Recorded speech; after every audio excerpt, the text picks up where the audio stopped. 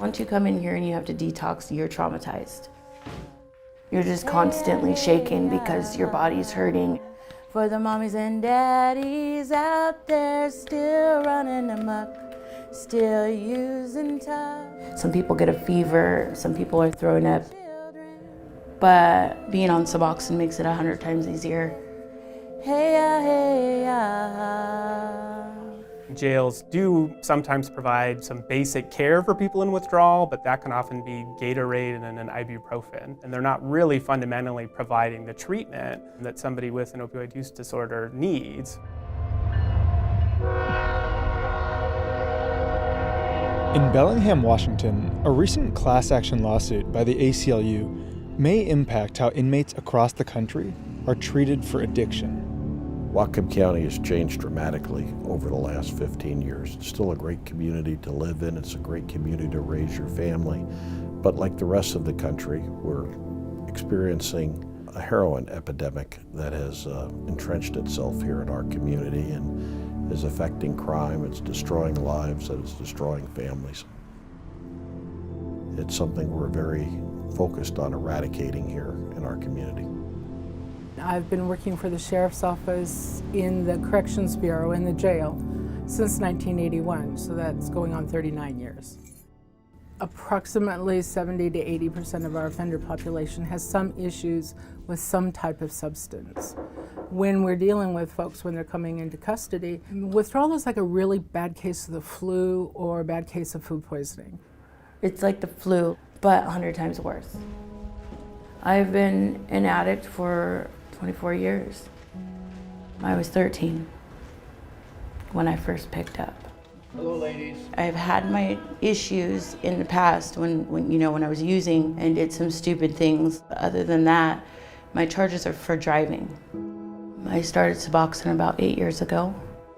Suboxone is a form of medication-assisted treatment. It's prescribed by a growing number of physicians to help those suffering from opioid use disorder curb their craving. There had been a couple of times I slipped, I fell off. When I came in last year, I was on Suboxone, and they didn't give it to me then, and so I had to detox. And so it set me up for a really hard time not being able to be given my Suboxone in here. When I got out of here, I relapsed. I relapsed for 10 months. I think that if I went back to last year and they gave me Suboxone, I wouldn't be here right now doing 180 days. Our challenge in working with the criminal justice system is the transition from incarceration back out into the community. Charles Watrous runs a medication-assisted treatment program in Whatcom County that often works with inmates in the first few days they're released from jail. When we started our program in 2017 in Whatcom County, we wanted to coordinate and be able to continue delivery of services to our patients. What's your current dose? 3 8-milligram tablets. And it's oftentimes not until they get released from jail a week or two later that they said that they were not allowed to continue their medication, went through the horrible withdrawal process, and then were released and then trying to scramble to get back into treatment. I know Whatcom County, yes, I've been there, so I know exactly. They don't care what you go through in there. When I went in like the second and third time, for stupid little things, I actually said I wasn't sick because I know they don't take care of you. They put you on the first floor and they call that sick thing, and they don't check on you. We've always treated withdrawals symptomatically. We can give them pain medication, it's normally Tylenol. We'll also use medication that'll help stop the diarrhea.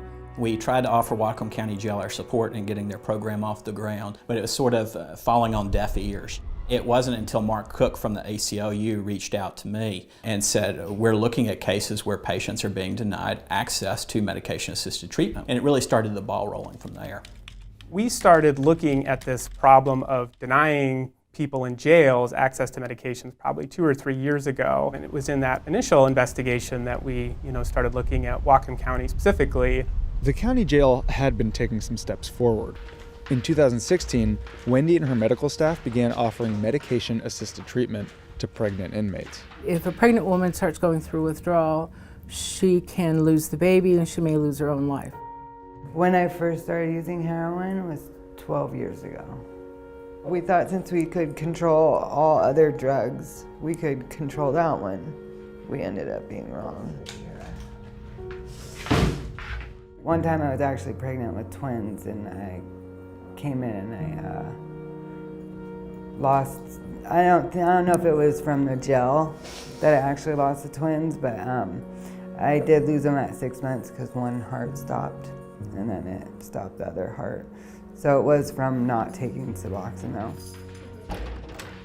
This time I'm pregnant too, and they've been on it. So like I got in, I told them I was sick, I was on certain medications, and I had them within 24 hours. So it's been a lot better. We were working our way towards the medication-assisted withdrawal. It's just, things are expensive and you've got to plan them in budgets and yada. And at that point, and still I would argue it's not necessarily the community standard within jails.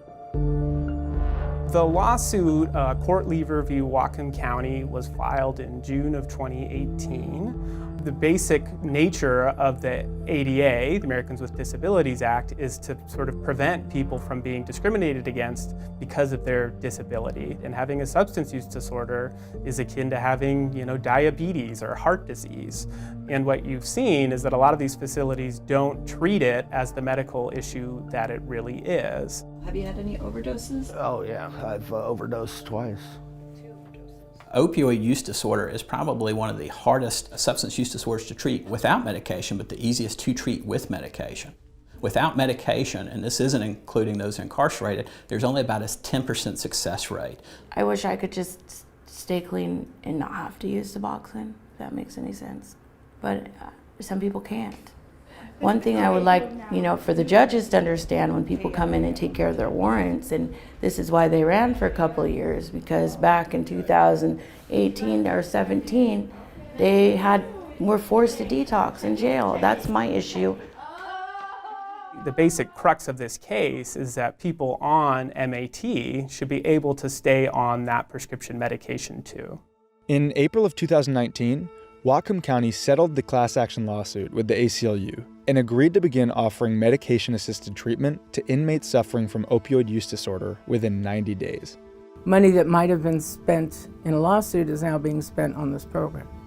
I think it's a more humane way of dealing with people who have a very, very serious problem. And I'm lucky my sheriff does too. We've agreed to the court retaining jurisdiction of that issue for another year so that they're certain that we're moving forward and fulfilling the commitments that we made, and that's just what we intend to do. I think people have heard about the lawsuit and the results of it and said, well, I guess we better get on the bandwagon. As of July 2019, the ACLU has successfully challenged jails in Massachusetts and Maine to begin their own MAT programs. The states that have incorporated medication-assisted treatment into their prison system have had wonderful numbers coming out. They show a significant decrease in recidivism once they're released, a significant decrease in mortality once they're released, and a significant increase in treatment engagement once they're released. So there's a lot of evidence that points towards medication-assisted treatment. So how about if we just do our check-in? Where would you be without medication-assisted treatment? And what have you been able to accomplish? I'd be homeless for sure. I'd probably be dead. What have I been able to accomplish? Courage. To be me again. The biggest thing I'd like people to understand is not just our jail, but pretty much all jails aren't just punishment. They are in fact kind of the last social service agency for a community. God grant me the serenity to accept the things I cannot change, and the courage, Lord, to change the things I can.